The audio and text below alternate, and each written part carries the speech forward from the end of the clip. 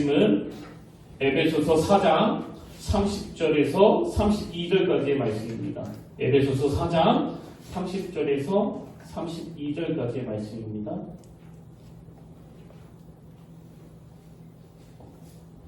신약 315페이지에 있습니다.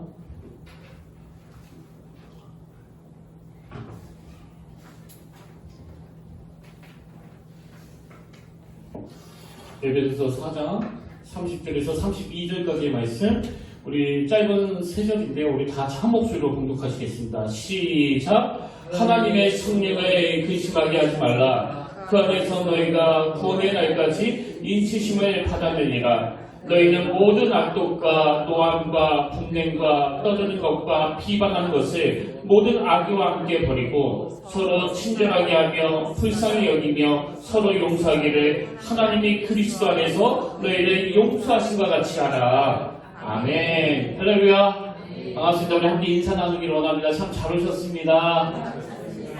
네, 오늘도 주님의 놀라운 은혜가 함께 있기를 진심으로 축복합니다. 많은 분들이 지금 이 한국 사회를 가리켜서 이 사회는 분노의 사회다, 이렇게 규정 짓는 것을 종종 듣기도 하고, 또 지금 미국에서 뭐 빈번하게 일어나고 있는 그 총기 난사 사건이라든지, 또 우리나라에서 빈번하게 일어나고 있는 그 묻지마 폭행, 아무런 죄도 없는 길 가는 사람을 그렇게 무차별 구타를 하고 폭행을 가하는 이런 일들이 전부가 다 이건 이 분노를 유발하는 사회에서 나오는 결과물이다, 그런 분석들을 하는 것을 우리가 종종 들을 수가 있습니다. 제 개인적으로도 이 분노라는 감정이 이게 참 위험한 감정이라고 느끼는 이유가 두 가지 있는데요. 하나는 뭐냐니까, 이 분노라는 감정은 이 통제가 잘 되지 않는 감정으로 흐르기 쉽다는 겁니다. 예를 들면은 제가 지금 이 뇌에게 지시를 내리지 않습니까?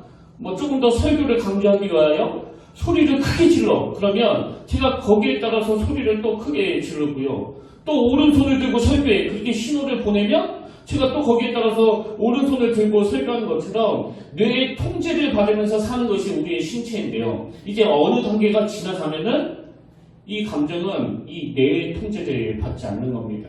그래서 여러분 잘 아시는 그 묻지마 살인 같은 거, 사실 그동안 그 안에서 얼마나 많은 내면의 통제가 이루어졌겠습니까?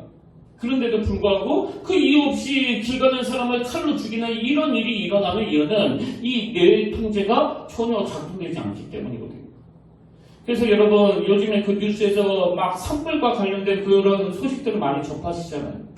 뭐 이번 주에도 미국 캘리포니아에서 산불이 났는데 그게 도심까지 막 확산이 되면서 전기와 가스 공급이 중단했다는 그런 내용의 기사를 제가 봤는데요. 여러분 저는 그런 뉴스를 접할 때마다 이 통제가 되지 않는 에너지가 얼마나 무서운 건가를 절감하게 됩니다. 이렇게 이 통제가 되지 않는 에너지가 얼마나 위험한 파괴력을 가지고 있는지를 보여주는 게 이 산불이라고 한다면요, 이 분노라는 감정도 마찬가지예요. 여기는 항상 통제가 되지 않을 위험이 도사리고 있기 때문에 이 분노라는 감정이 참 위험하다, 제가 그런 생각을 하고요. 또 그런가 하면은 제가 이 분노라는 감정이 정말 위험하다고 생각하는 이유는 이 분노라는 감정이 가져다주는 그 파괴적인 에너지가 너무나 강력하기 때문입니다. 최근에 제가 그 과학동화라는 월간 잡지에서 이 분노의 파괴력을 과학적으로 실험한 그런 내용의 글을 읽은 적이 있는데요. 미국의 워싱턴 대학교의 심리학과 교수랍니다. 엘마 게이츠 교수가 무슨 실험을 했는가 하니까, 이 사람이 말할 때 그 침 같은 파편들이 많이 튀지 않습니까? 뭐 이번에 코로나19 때문에 마스크를 쓰면서 유심히 보니까 이 사람이 말할 때 이 침이 뭐 엄청 많이 튀더라고요. 제가 인식하면서 보니까. 그래서 이 코로나가 끝나도 뭐 밥 먹을 때 빼고는 이 마스크를 쓰는 게 건강에 참 좋겠다, 그런 생각이 들 정도인데요. 이 엘마 게이츠 교수가 무슨 연구를 했냐 하니까, 이제 그 사람이 막 말할 때 나오는 그 파편을 다 모아가지고 그 침전물을 분석해 보니까 그 사람의 감정 상태에 따라서 이 침전물의 색깔이 다 다르더라. 이런 흥미로운 분석이 나왔다는 겁니다. 그래서 이제 평상시에 뭐 별다른 격앙되는 감정 없이 이야기를 나눌 때 나오는 그 사람의 침전물은 이게 무색이래요, 무색. 제가 지금 침을 튀면은 이게 무색일 거예요. 이렇게 어떤 특별한 흥분되는 감정 없이 평범하게 나눌 때는 생각이 없는데요. 여기에 반해가지고 사람이 그 사랑의 감정을 느껴가지고 막 사랑한다고 표현하고 당신은 너무나 소중하다고 표현하고 그럴 때 그때 나오는 침전물 색깔을 분석해보니까 이게 분홍색이더라는 겁니다. 또 그런가 하면 이제 분노. 막 화가 나가지고 격앙이 돼가지고 막 퍼부을 때 나오는 침전물의 색깔을 보니까 이게 짙은 갈색이 되더라는 거예요. 여러분 이게 뭐 과학적으로 분석해서 나온 내용이니까 그냥 추측해서 나오는 이야기랑은 완전히 다른 거 아닙니까? 이렇게 각각 색깔이 다른 것도 너무나 흥미로운데요. 그중에서 제가 진짜 인상적이었던 건 이 사람이 화를 낼 때 생기는 그 짙은 갈색 이 침전물을 모아가지고 흰 쥐에게 주사를 놓았더니 그 쥐가 몇 분 만에 죽더라. 이게 그 교수가 내놓은 연구 결과입니다. 그래서 제가 그 글을 읽으면서 아니 그 격분할 때 나오는 침전물을 소량만 투입해도 그 쥐가 목숨을 잃을 만큼 강력하다면 우리 내면서 막 격분할 때는 얼마나 많은 독한 것들이 뿜어져 나오겠는가. 그리고 그게 우리 몸을 얼마나 힘들게 하고 또 문제를 유발시키겠는가. 이 분노가 가진 강력한 파괴력이 바로 이런 거라는 겁니다. 이렇게 파괴력을 가진 감정이면서도 또 너무나 부정적이고 또 잘 통제가 되지 않는 이 무서운 에너지가 이 분노라는 감정의 에너지인데요. 근데 다행히도 이 분노라는 감정을 잘 다스리고 통제할 수 있다. 그런 주장을 하는 심리학자들이 있다는 겁니다. 예를 들면은 그 분노도 습관이다 이런 제목의 책이 있는데요. 이 책은 정신과 전문의가 쓴 책이거든요. 근데 그 책에서 주장하는 게 뭐냐면은 이 분노는 습관의 문제이기 때문에 훈련을 통해서 이 분노라는 감정을 통제하고 다스릴 수 있다. 그걸 주장하는 겁니다. 그러면서 설명하기를 보통 그 카타르시스 이론이라고요. 마음에 막 분노가 생기는 걸 쌓아두면 그게 병이기 때문에 그 분노를 표현해야 된다. 표출해야 된다. 이런 말들이 있잖아요. 그래서 대체로 뭐 외형적인 사람 아니면 뭐 그 다혈질적인 사람이 건강하다. 그런 말들을 하는데 그게 틀린 얘기라는 거예요. 연구를 해보니까 그게 아니고요. 정반대래요. 정반대. 마음에 분노가 생긴다고 그걸 막 발산하면 그 분노의 공격성이 줄여들 것 같지만 오히려 그 분노가 더 강화가 된다는 겁니다. 왜 그러냐 하니까 그 책에서 주장하는 내용을 한번 들어보세요. 뇌는 익숙한 것을 좋아한다. 뇌는 들이대는 것을 택하는 것이 아니라 익숙한 행동을 반복한다. 자주 하는 행동이 몸에 배 기억으로 남는 게 습관이다. 그러니까 카타르시스 이론이라고 마음에 막 분노가 생길 때 그걸 속으로 품지 말고 발산해야 된다는 거라고 생각을 해서 계속 그 분노를 표출하는 사람은 뇌는 익숙한 것을 기억한다는 거예요. 그래서 제가 가만히 보면은요. 화를 내는 사람이 주로 화를 내요. 그게 익숙한 패턴이 되어 있는 겁니다. 그리고 또 정신과 전문의가 쓴 감정은 습관이다라는 책에서도 비슷한 주장을 하는데요. 그 책의 핵심이 이겁니다. 뇌는 좋은 감정보다 익숙한 감정을 선호한다. 지금 그 두 책이 똑같은 주장을 하고 있는 거 아닙니까? 그러면서 이제 예를 든 게 뭐냐면은 뭐 다이어트를 해본 분은 다 아시겠지만 다이어트 하는 사람에게 최대 적은 그 요요 현상이잖아요. 근데 이 요요 현상이 왜 일어나는가 하니까 이 뇌의 속성 때문에 그렇다는 거예요. 뇌는 좋은 감정보다 익숙한 감정을 선호한다. 그래서 뭐 몸무게가 한 90kg 나가는 사람이 막 죽을 고생 해가지고 60kg로 줄여놓으면은 뇌는 그것을 기뻐하는 것이 아니라 피상이 걸리는 거예요. 이게 지금 익숙한 대로 가지 않으니까. 그래서 다이어트를 해본 분은 아실 거예요. 막 애를 써가지고 한 10kg 빼면은 어느 단계에서 막 못 견딜 정도로 음식이 땡기는 거예요. 근데 그게 왜 그러냐? 뇌가 지금 강력하게 명령을 내린대요. 너 다이어트 이전의 체중으로 돌아가야 된다. 그래서 끊임없이 폭식하게 만들고 또 갑자기 저녁에 라면이 땡기게 만들어가지고 막 밥까지 말아먹고는 그 다음날에 막 자기를 저주하고 그러는 거 아닙니까? 왜 이렇게 나는 의지력이 없는 거야? 그 의지력이 없는 게 없어서 그런 게 아니고요. 그게 뇌가 하는 일이에요. 뇌. 좋은 것을 따라가는 게 아니라 익숙한 대로만 가려고 하는 거. 그래서 제가 참 가슴 아픈 기사를 봤는데요. 그 다이어트를 2년 이상 유지하는 사람이 2%인가 3%인가 밖에 안 된대요. 다 원래로 돌아가는 겁니다. 그래서 다이어트가 뭐냐? 그 새로운 환경에 익숙해질 때까지 오랫동안 지속되어야 하는 게 그게 다이어트라는 거예요. 거기까지 못 가니까 다 그 요요 현상이 일어나는 거 아닙니까? 그러면서 이제 이 감정의 문제도 똑같다는 겁니다. 이 뇌 속에서 표준으로 자리 잡게 된 그 감정대로 살아간다는 거예요. 그 책의 일부를 한번 들어보세요. 오랜 기간 불안하게 지냈던 분은 불안이 표준 감정으로 자리 잡고, 행복하고 감사해하며 지내온 분은 행복과 감사함이 표준 감정으로 자리 잡습니다. 그래서 순간순간 여러 감정이 나타나겠지만 뇌는 표준으로 잡아놓은 그 감정을 더욱 선호하고 거기에 집중합니다. 제가 참 이 글을 읽으면서 저는 목회자니까요. 사람을 상대하는 입장에서 진짜 이 말이 맞다. 저는 이런 분을 몇 번이나 봤습니다. 너무나 행복한데 불안해 죽겠어요. 이분에게 입력되어 있는 뇌의 기억은 늘 우울하고 늘 누군가에게 지적당하는 것에 익숙해져 있기 때문에 이런 감정이 없어지는 걸 견디기가 어렵다는 거예요. 저는 이런 내용의 책들을 보면서 정신과 의사가 뭘 어떻게 분석하는 이것도 중요하지만 우리는 무엇보다도 예수 믿는 사람 아닙니까? 예수 그리스도를 닮아가고자 하는 그 성화를 꿈꾸는 자들 아닙니까? 그렇다면 늘 우리 내면에서 뭘 노력해야 되겠습니까?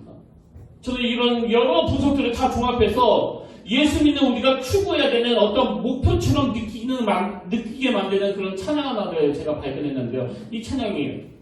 보소서 주님, 나의 마음은 선한 것 하나 없습니다. 그러나 내 모든 것 주께 드립니다. 사랑으로 안으시고 날 새롭게 하소서.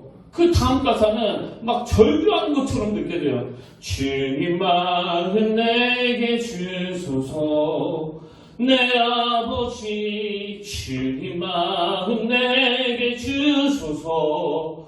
나를 향하신 주님의 뜻이 이루어지도록 주님 마음 내게 주소서. 예수 믿은 다음에 하나님 내 안에는 선한 게 없습니다. 작은 분도 하나에도 이 감정 처리가 되지 않는 게 바로 저입니다. 그래서 주님 내 안에 선한 마음이 없으니 주님 마음을 내게 주시기 원합니다.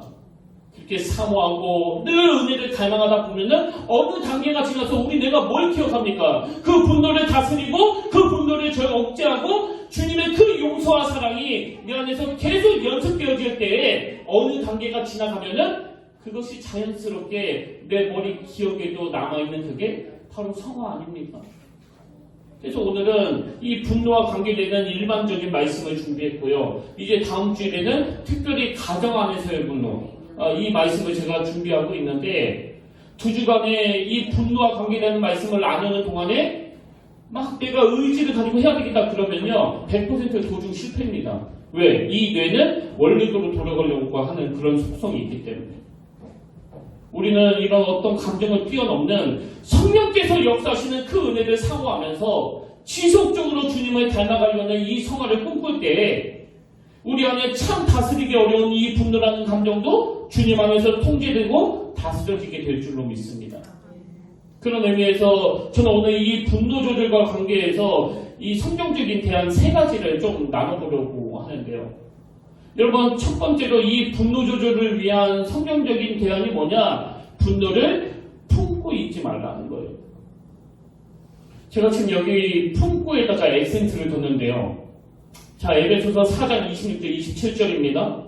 분을 내어도 죄를 짓지 말며 해가 지도록 분을 품지 말고 마귀에게 틈을 주지 말라.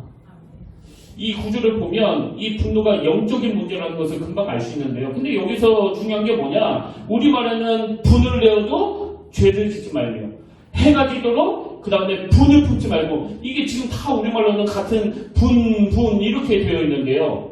헬라어로 이 앞에 분을 내어도와 이 뒤에 분을 품지 말고 할 때 사용되는 단어가 각각 다른 단어라는 겁니다. 그리고 더 중요한 것은 뭐냐? 뒤에 나오는 분노라는 단어가 앞에 나오는 분노라는 단어보다 훨씬 더 강력하고 지독한 차원에서의 분노라는 거예요. 뭐를 의미합니까? 왜 성경은 분을 마음에 품고 있지 말라고 그럽니까?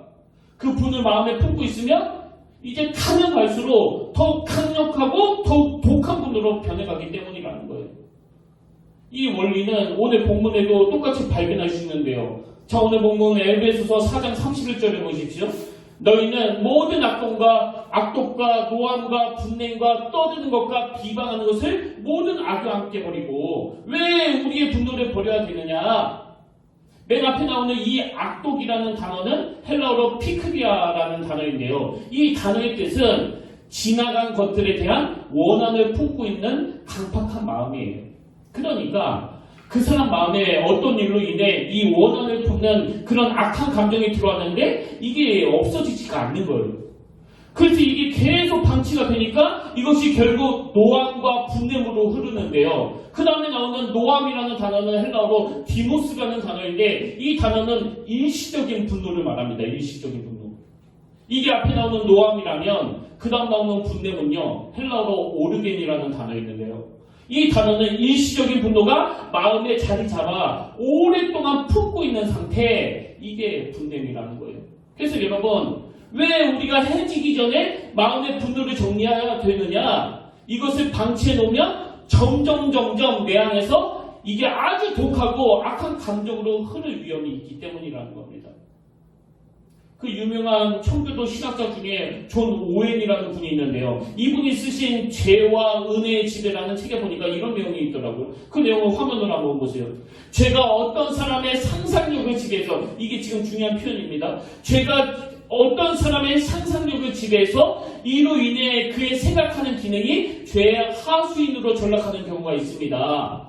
또 그 다음에 이런 대목도 있습니다. 의도를 품고 마음으로 상상하는 것은, 여기도 지금 상상력이 나오죠. 의도를 품고 마음으로 상상하는 것은 계속해서 그것을 생각함을 통해 그 죄의 대상을 또는 악한 목적들의 마음을 고정시키는 것입니다. 이게 무슨 의미인가 하냐면요. 제가 이정규 목사님의 글을 보니까 이 부분을 참 잘 정리했습니다. 죄는 상상을 통해서, 즉 지속적인 묵상을 통해서 성장하고 자라간다.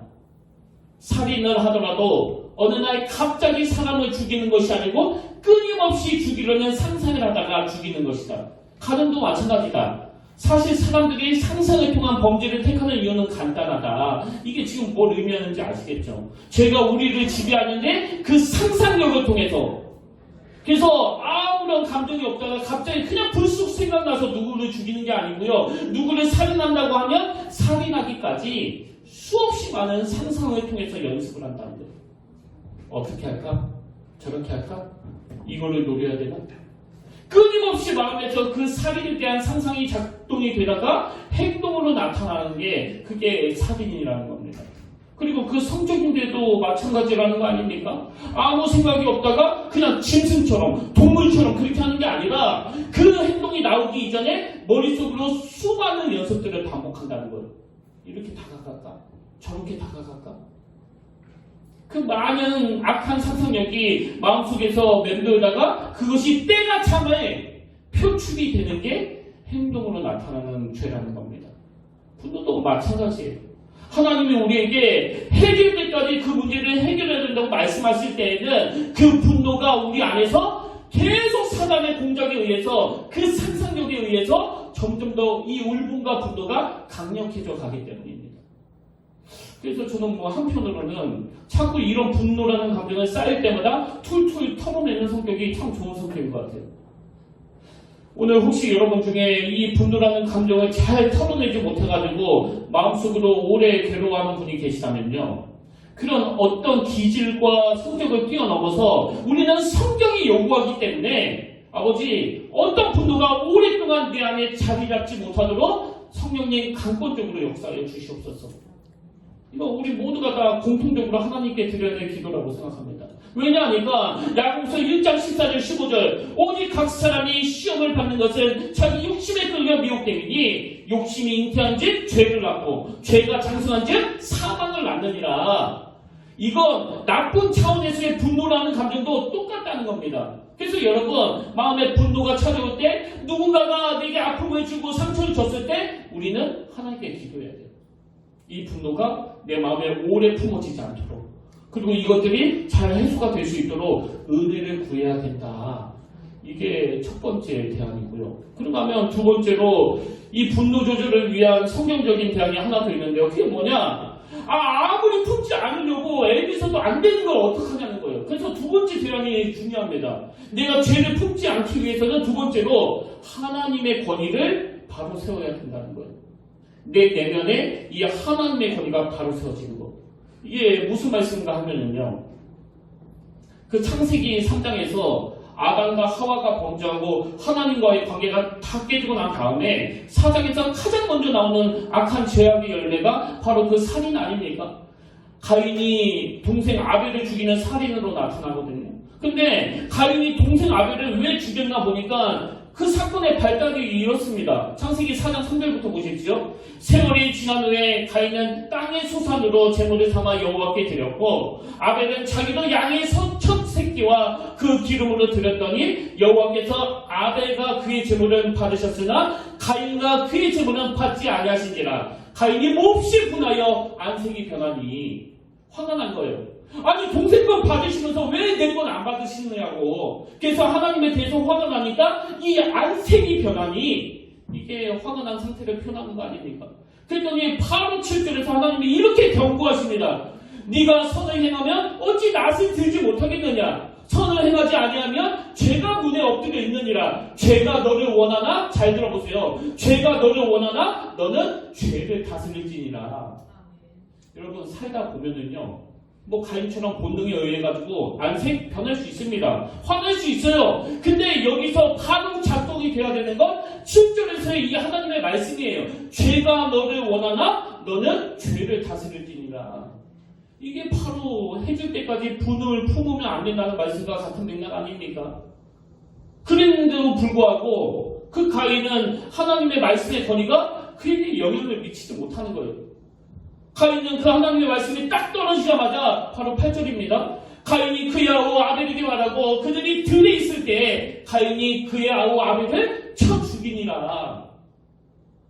많은 신학자들이 왜 하나님이 아벨의 제사는 받으시고 가인의 제사는 받지 않으셨나? 왜 아벨의 제물은 받으셨는데 가인의 제물은 받지 않으셨나? 그거에 대해서 이건 뭐 곡식의 문제다, 이건 뭐 짐승의 문제다, 이렇게 여러 분석들이 많은데요. 저는 이 분석이 뭐 복잡하지 않다고 생각합니다. 여러분, 왜 하나님이 가인의 예배를 안 받으셨을까요? 지금 이 일이 터지고 딱 보니까 하나님의 권위를 인정하지 않는데 하나님의 말씀의 권위를 완전히 짓밟아 버리는데 어떻게 하나님이 이런 사람의 제사를 받을 수 있겠냐고요. 여러분 뭐 지각 안 하는 거 중요하고 하나님께 때맞춰 헌금 드리는 거 중요하고 정성을 다해 찬양하는 것도 좋은데요. 오늘 여러분이 드리는 모든 예배 행위 이전에 때가 과연 지난 엿새 동안의 삶 속에서 여호와 하나님의 권위를 인정했던가? 여호와 하나님의 존재를 내가 인식하면서 살았던가? 이게 예배 승패의 가장 중요한 핵심이라는 겁니다. 가인이 왜 실패했습니까?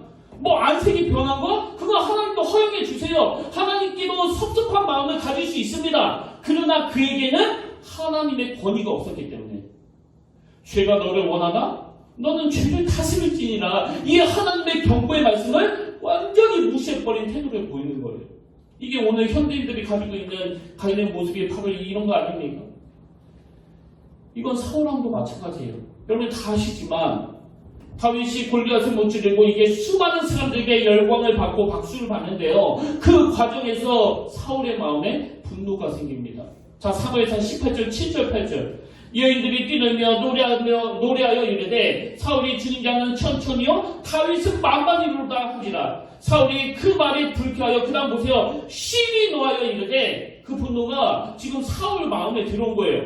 다윗에게는 만만을 돌리고 내게는 천천만 돌리니 그가 더 얻을 것이 이 나라 말고 무엇이냐고. 사실 저는요 이 사무엘상 18장 7절 8절의 사울이 너무 공감이 돼요. 뭐 저는 안 그러겠습니까 어디? 뭐 만약에 저보다 어떤 목사님이 설교를 뛰어나게 해가지고 김을수 목사 다른 교회로 갔으면 좋겠다.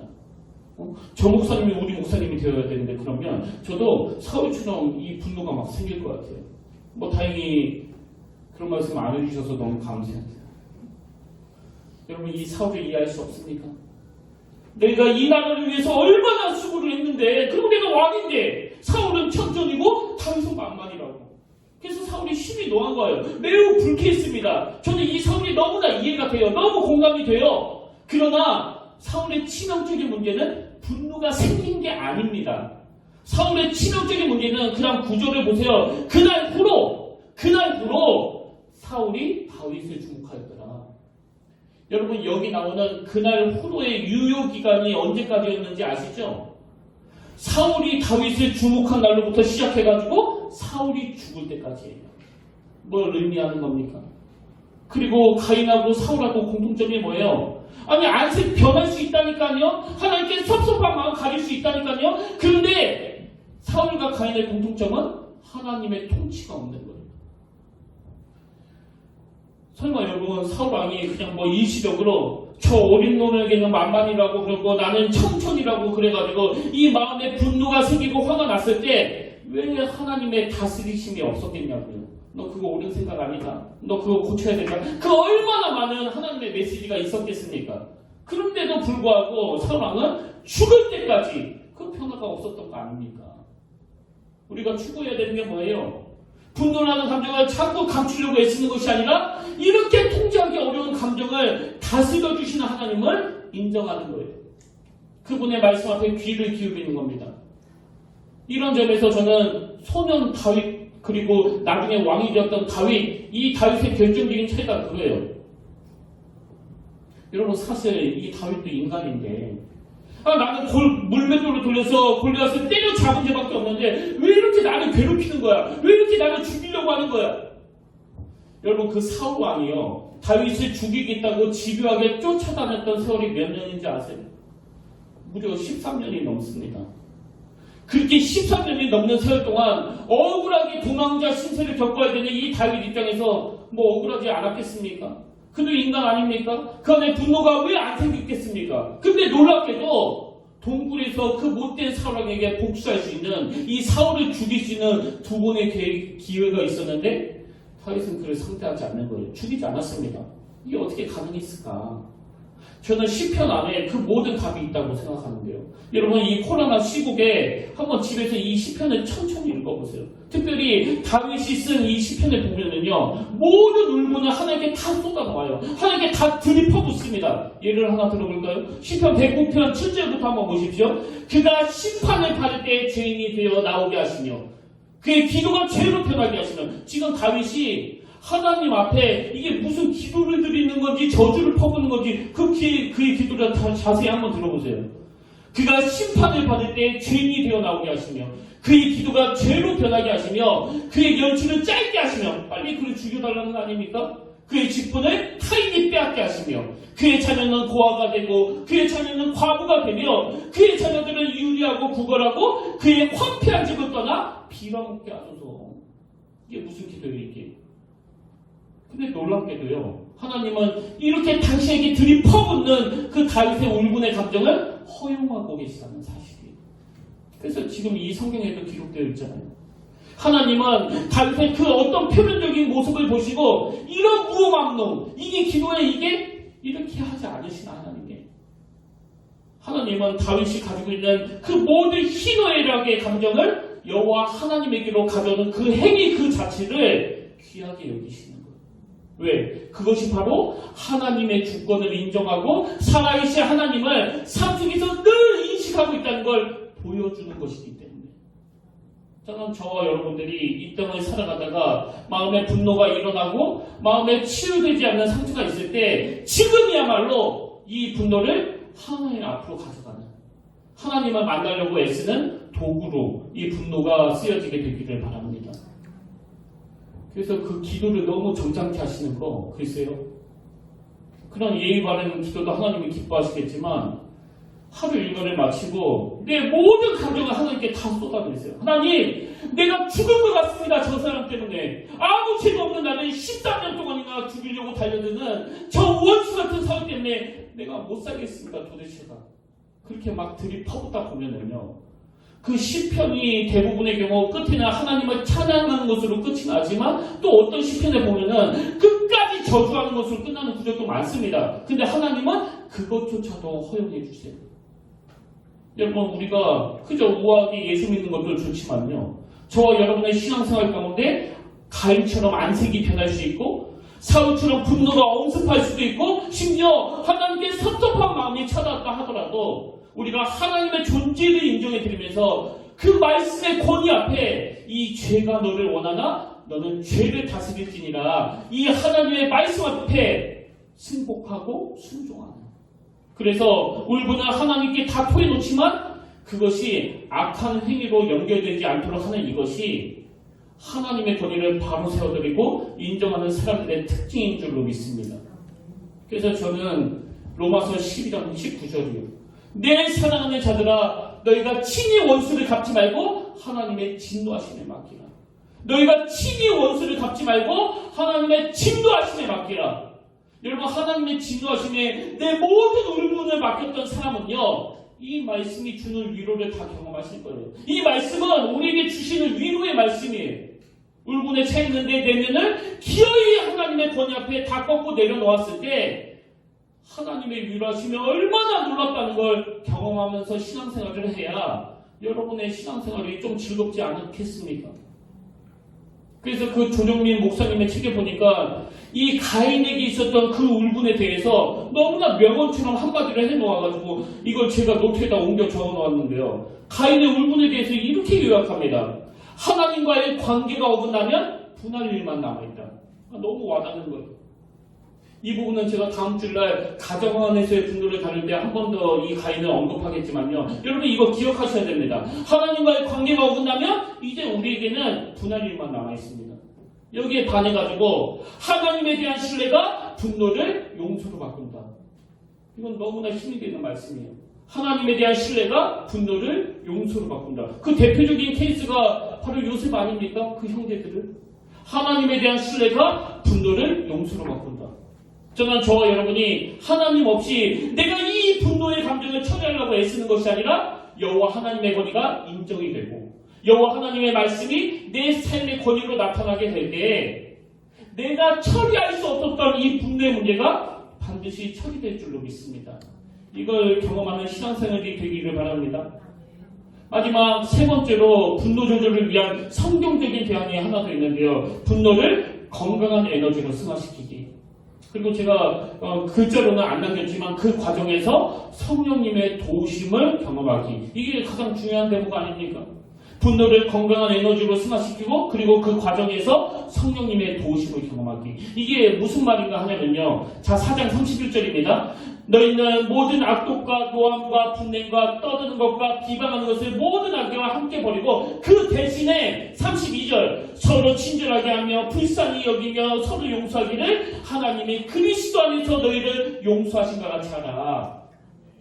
우리가 이 끓어오르는 분노의 에너지를 긍휼과 용서 베품이라는 건강한 에너지로 바꾸려고 몸부림칠 때 더 중요한 게 뭡니까? 여러분 이 에베소서 4장 31절 바로 앞에 나오는 오늘 본문 말씀의 시작이 이렇게 시작합니다. 성령, 하나님의 성령을 근심하게 하지 말라. 무슨 뜻입니까? 그 분노의 문제를 용서로 승화시키는 이 과정에서의 일들은 영적인 문제라는 거예요. 그리고 그건 성령님이 개입하시는 일이라는 겁니다. 그 분노 수업이라는 책이 있는데요.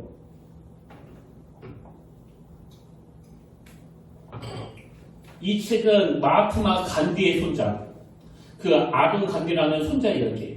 그래서 그 책에 보면은 이 간디의 손자가 어린 시절에 그 할아버지와 함께 생활을 하면서 할아버지 마하트마 간디가 이 분노와 관련해서 이 손자에게 들려준 이야기들이 쭉 나오는데요.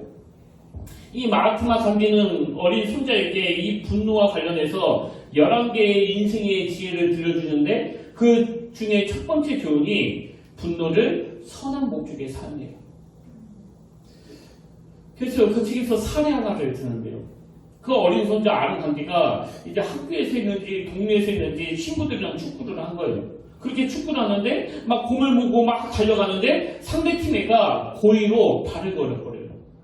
그래서 이 손자가 그냥 땅바닥에 뒹굴게 됐는데요. 뭐 일부러 발을 걸었으니 뭐 얼마나 화가 나겠습니까? 근데 할아버지가 지금 화가 나 있는 축구하다가 발에 걸려 넘어진 자기 손자에게 이런 말씀을 들려주시는 겁니다. 그 내용을 한번 들어보세요. 나는 네가 분노할 줄 안다는 것이 얼마나 기쁜지 모른다. 분노는 좋은 것이란다. 사실은 나도 늘 화가 나 있거든. 그랬더니 그 어린 손자가 속으로 이런 생각을 합니다. 하지만 나는 내가 들은 말을 믿을 수 없었다. 그래서 이렇게 되물었다. 저는 할아버지가 화내시는 거 한 번도 본 적이 없는데. 그랬더니 할아버지가 이렇게 말했습니다. 그건 말이지, 내 안의 분노를 선한 목적에 사용하는 법을 배워서 알고 있거든. 사람에게 분노는 자동차에게 기름과 같은 것이란다. 사람은 그 분노를 연료로 삼아서 앞으로 나아가고 또 더 나은 인간이 되지. 근데 만약에 사람들에게 분노가 없다면 어떻게 될까? 어떤 일에 도전하고 싶은 의지도 생기지 않는 거야. 분노는 무엇이 정당하고 무엇이 정당하지 않은지 딱딱 선을 긋고 정의를 내리도록 우리의 등을 떠미는 연료로 한다. 또 이런 내용도 있습니다. 정기만 해도 그렇다. 정기를 제대로 사용하면 생활을 개선할 수 있지만 잘못 사용하면 사람이 다치거나 죽을 수도 있지. 그러니까 정기를 다룰 때처럼 우리는 우리 인생이 아름다워지기 위해서 분노를 현명하게 사용하는 방법을 배워야 한단다. 그래서 그 첫 번째 교훈이 분노를 선한 목적에 사용해라. 이 교훈이거든요. 저는 이런 내용의 글을 읽으면서 그 어린 손자 아론 간디에게 이 할아버지 마하트마 간디가 있어가지고 그를 지도해 주는 것처럼 우리에게는 성령님이 계시다는 사실이에요. 우리 삶 속에서 그 어린 손자처럼 누가 팔을 걸어가지고 막 화가 나 있을 때 그 악한 분노를 마음에 있은 분노에 대해서 의미를 부여해주는 할아버지와 같은 존재가 계시다는 겁니다. 여러분 이거 믿으십니까? 여러분 내면의 분노가 울분으로 막 복수하고 살인하고 폭행을 저지르는 이런 악한 쪽으로 흐르지 않도록 성령님 우리에게 늘 가르쳐 주세요. 이 분노가 선한 에너지로 흘러갈 수 있도록. 저는 오늘 결론을 이렇게 맺기를 원합니다. 제가 최근에 어느 목사님의 설교문을 보다가요, 말씀 중에 그 이중표 목사님의 예화를 듣는 걸 제가 글로 보았는데요. 뭐 아시는 분도 계시겠지만 이 이중표 목사님은 그 별세신학 혹은 별세신학으로 우리 젊은 목사님들에게 참 귀감이 되는, 또 존경을 받는 그런 어른이세요. 지금은 돌아가셨지만. 근데 이분의 얘기를 들어보니까요, 이분이 젊었을 때 좀 다혈질이셨나 봐요. 이제 젊은 나이에 어느 교회에 담임 목사로 부임해 가셨는데요. 딱 이렇게 강대상에 서서 막 설교를 하는데 저기 성가대에서 그 청년 하나가 막 계속 예배를 방해하는 겁니다. 나중에 한번 목사 돼보세요. 얼마나 짜증나지. 그러니까 이 목사님이 뭐 참다가 또 이분은 다혈질이니까 도저히 못하가지고 이 성경책을 집어던지는 이 성경책을. 근데 불행하게도 그 깐죽거리는 그 청년이 맞아야 되는데 그 옆에 아무 죄도 없는 어떤 아가씨가 맞은 거예요. 뭐 아무 죄도 없는 아가씨가 예배드리다가 그냥 뭐 날벼락이 맞은 거 아닙니까? 그래가지고 뭐 목사가 던진 이 성경에 맞아가지고 막 피가 나고 막 그랬으니까요. 그거를 용서하고 그냥 넘어갈 교회가 어디 있겠습니까? 그 일로 이 목사님이 그 교회에서 쫓겨난 거예요. 제가 읽은 그 설교문에 보니까요, 평생 이 목사님이 그 사건을 기억하면서 그래, 내가 죽어야 되는데 죽지 못해서 모든 문제가 일어난 거야. 더 죽어야지. 날마다 죽어야 돼. 그리스도와 함께 십자가에 못 박혔나니 그런 얘기기는 내가 산 것이 아니라 내 안에 그리스도 예수께서 사신 것이야. 이 목사님이 늘 그 실수를, 그 분노라는 감정을 처리하지 못해가지고 성경을 집어던진 그 일을 마음에 두고, 하나님, 나는 이런 사람이라고, 나는 아무것도 아니라고, 나를 불쌍히 여겨달라고 그렇게 회개하면서 참회의 자리로 나가고, 그래서 결국은 하나님의 은혜로 이분이 별세신학이라고 하는 영성으로 지금 너무나 많은 후배 목사님들에게 존경을 받는 그런 목사님으로 성화가 된 게 아니냐. 아까 제가 인용해드렸던 찬양과 똑같습니다. 우리 내면을 들여다보면서 보소서 주님, 들여다보니 선한 게 하나도 없습니다. 사실 제가 이 설교를 준비하면서 너무나 고통스러운 시간을 보냈거든요. 제가 막 혈기를 부렸던 그 일이 떠오르는 거예요. 그래서 설교를 준비하는 내내 너무나 괴로운 겁니다. 내가 이 설교를 할 자격이 있나? 너무너무 마음이 아팠습니다. 그렇지만 제가 또 위로를 받는 거예요. 보소서 주님, 이게 접니다. 지금 뭐라고 말하고 그럴듯하게 설교하고 있지만 자기 안에 있는 이 분노의 감정도 처리하지 못한 채로 또 이 강대상에 서는 게 바로 저입니다. 보소서 주님, 내 마음을 상한 게 하나 없습니다. 그래서 주님 마음 내게 주소서. 주님 마음 내게 주시길 원합니다. 나를 향하신 아버지의 그 뜻이 이루어내기 위해서 주님 마음 내게 주시길 원합니다.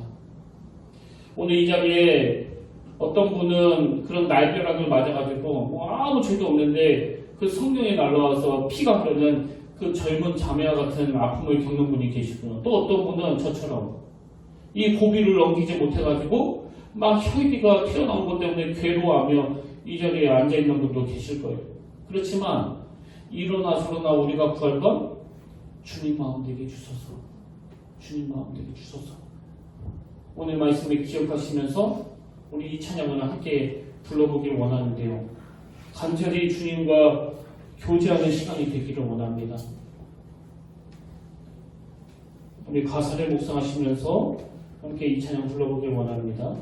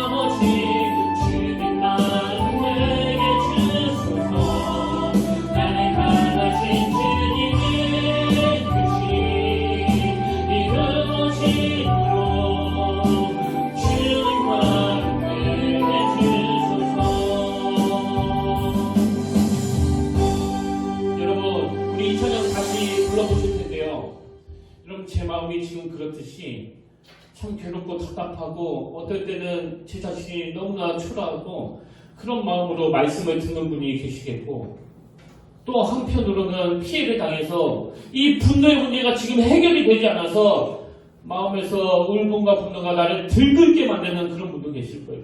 어떤 상황이든 어떤 형편이든 이 감정의 문제를 해결하는 건 주님의 마음을 구하는 것밖에 없습니다. 주님 마음 내게 주셔서 그리고 하나님 앞에 정직한 거예요.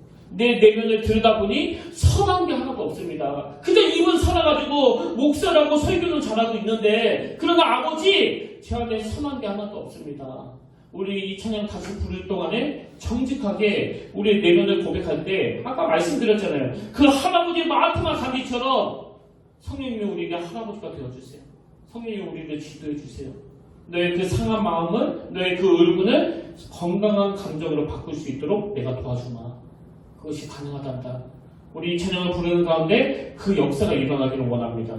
그 치유를 경험하시길 바랍니다. 우리 은혜를 구하면서 함께 찬양합니다.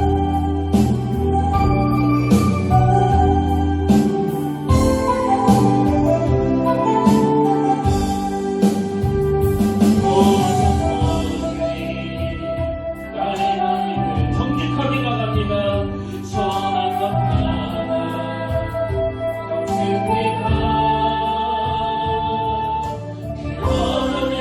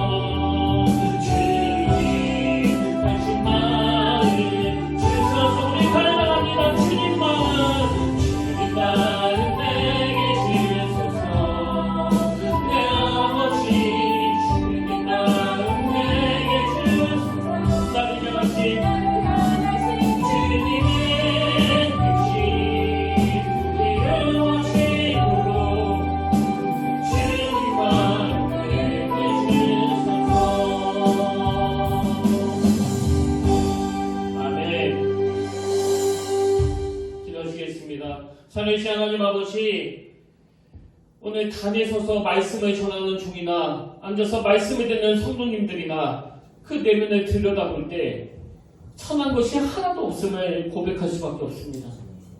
하나님, 해가 지기 전에 그 분노의 감정을 풀라고 명하시고 또 그 말씀이 너무나 타당하기에 우리가 그렇게 애를 쓰고 몸부림을 치지만 우리는 그것을 행할 능력이 없는 존재임을 고백합니다. 그래서 아버지, 은혜를 구합니다. 주님 마음 내게 주소서. 그 손자 강기가 어린 시절에 할아버지에게 지도를 받고 교육을 받으며 그의 인격이 점점 자라가는 것처럼 우리 안에 계시는 성령님은 우리의 할아버지가 되어주신 줄로 믿습니다. 성령님, 우리를 깨우쳐 주시고 지도해 주시고 우리가 통제되지 않는 이 분노의 문제로 휩싸여 있을 때 그 에너지를 참으로 건강한 용서의 에너지로, 회복의 에너지로 바꿔주는 그 능력은 성령님으로부터 임하는 줄 믿사오니 성령님, 우리 마음 안에 함께하여 주시옵소서. 이번 한 주 내내 가정에서, 직장에서 각자 서 있는 그 자리에서 주님 마음 내게 주소서 구할 수 있는 그 부드러운 마음으로 저희들을 인도하여 주시옵소서. 그 은혜 자리로 인도해 주실 줄 믿사오며 존귀하신 예수님 이름으로 간절히 기도드립니다. 아멘. 이제 우리 다 자리에서 일어나셔서 파송 찬양으로 이 찬양 부르면서 오늘 예배를 마무리하기를 원합니다. 보라, 너희는 두려워 말고 보라, 너희를 인도한 나를.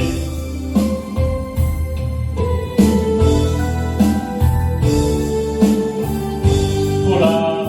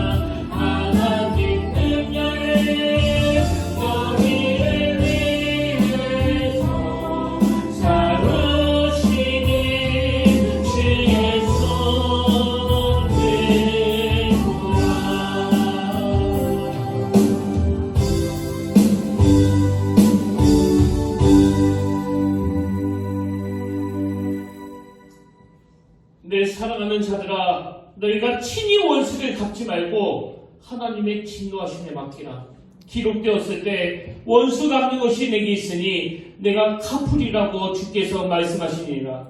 내 원수가 줄이거든 먹이고 목마르거든 마시게 하라. 그리함으로 네가 숯불을 그 머리에 쌓아 놓으리라. 악에게 지지 말고 선으로 악을 이기라 하시니라. 하나님, 이번 한 주가 엿새 동안에 내주하시는 성령님, 날 위해 대신 싸워주시는 하나님과 더불어서 오늘 주신 말씀이 실제 삶 속에서 능력으로 나타난 것을 온전히 경험하는 그런 귀하고 복된 한 주간이 되도록 인도하여 주시옵소서.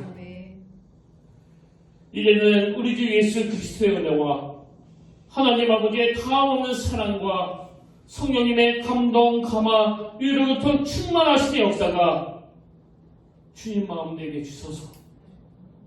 주님 마음 내게 주소서.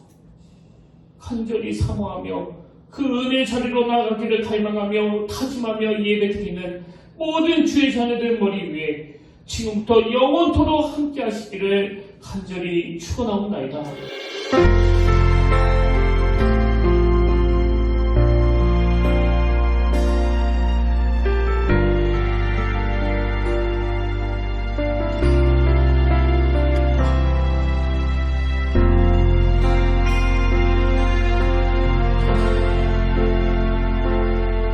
지금 서 있는 이곳에서 높임을 받으소서.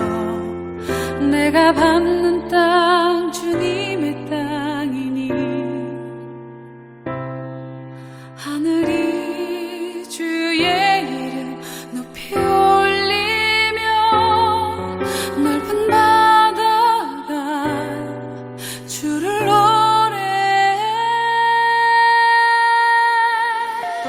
모든 만물 주를 경배해. 모든 입술 주를